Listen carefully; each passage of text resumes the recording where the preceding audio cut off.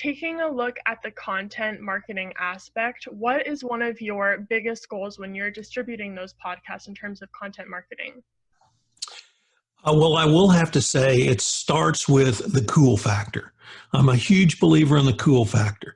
The cooler it looks, the cooler it sounds, the cooler you feel, and the better off you are. So you guys have a really cool product. And I'm continually asked by people, where did you find that cool product? So never underestimate the cool factor.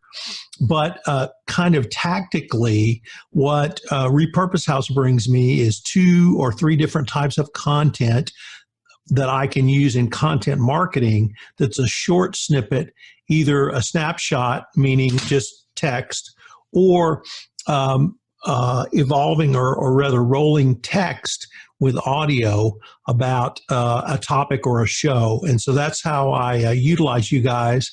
And I push them out through all forms of social media that I use, Twitter, Facebook, and LinkedIn as well. So it's hugely popular. It's hugely cool.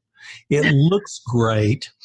It's something that draws attention to not only my podcast, but the specific content I'm trying to push out.